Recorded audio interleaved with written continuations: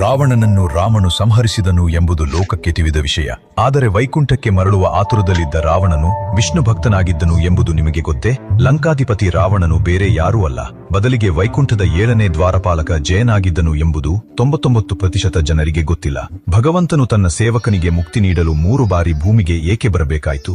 ವಿಷ್ಣು ದೇವರ ನಿವಾಸ ಸ್ಥಾನ ವೈಕುಂಠದಲ್ಲಿ 7 ದಿವ್ಯ ದ್ವಾರಗಳಿದ್ದವು ಮತ್ತು 7ನೇ ದ್ವಾರದಲ್ಲಿ 2 ದ್ವಾರಪಾಲಕರು ಜಯ ಮತ್ತು ವಿಜಯ ನಿಂತಿದ್ದರು. ಅವರ ಕೆಲಸವೇನೆಂದರೆ ಕೇವಲ ಶುಶುದ್ಧ ಆತ್ಮಗಳು ಮಾತ್ರ ಒಳಗೆ ಪ್ರವೇಶಿಸುವುದನ್ನು ಖಚಿತಪಡಿಸಿಕೊಳ್ಳುವುದು. ಒಂದು ದಿನ ಬ್ರಹ್ಮದೇವರ 4 ಮಾನಸ ಪುತ್ರರು ವಿಷ್ಣು ದೇವರ ದರ್ಶನಕ್ಕಾಗಿ ವೈಕುಂಠಕ್ಕೆ ತಲುಪಿದರು. ಅವರು ನೋಡಲು ಚಿಕ್ಕ ಮಕ್ಕಳಂತೆ ಇದ್ದರು, ಆದರೆ ಅವರ ವಯಸ್ಸು ಕೋಟಿಗಟ್ಟಲೆ ವರ್ಷಗಳಾಗಿತ್ತು. ಜಯ ವಿಜಯರು ಅವರನ್ನು ಬಾಲಕರೆಂದು ಭಾವಿಸಿ ತಡೆದರು ಮತ್ತು ಅವಮಾನಿತರಾದ ಋಷಿಗಳು ಅವರಿಗೆ ಶಾಪ ನೀಡಿದರು. ನೀವು ದೇವಲೋಕದಿಂದ ಕೆಳಕ್ಕೆ ಬಿದ್ದು ಭೂಮಿಯ ಮೇಲೆ ಅಸುರ ರೂಪದಲ್ಲಿ ಜನ್ಮ ತಾಳುವಿರಿ. ಜಯ ವಿಜಯರು ಗಾಬರಿಗೊಂಡು ಕ್ಷಮೆಯಾಚಿಸಿದರು. ಆಗ ಭಗವಾನ್ ವಿಷ್ಣು ಪ್ರತ್ಯಕ್ಷನಾಗಿ ಹೀಗೆಂದರು, ಶಾಪವನ್ನು ತಪ್ಪಿಸಲು ಸಾಧ್ಯವಿಲ್ಲ, ಆದರೆ ನಿಮ್ಮ ಮುಂದೆ 2 ದಾರಿಗಳಿವೆ. ಒಂದು 7 ಜನ್ಮಗಳ ಕಾಲ ನನ್ನ ಭಕ್ತರಾಗಿ ಭೂಮಿಯ ಮೇಲೆ ಇರಿ, ಅಥವಾ 3 ಜನ್ಮಗಳ ಕಾಲ ನನ್ನ ಕಡು ವೈರಿಗಳಾಗಿ ನಂತರ ಮರಳಿ ವೈಕುಂಠಕ್ಕೆ ಬನ್ನಿ. ತಾವು ಶತ್ರುಗಳಾದರೆ ಭಗವಂತನೇ ಸ್ವತಃ ತಮ್ಮನ್ನು ಮುಕ್ತಗೊಳಿಸಲು ಅವತಾರ ತಾಳುತ್ತಾನೆ ಮತ್ತು ತಾವು ಬೇಗನೆ ವೈಕುಂಠಕ್ಕೆ ಮರಳಬಹುದು ಎಂಬುದು ಅವರಿಗೆ ತಿಳಿದಿತ್ತು.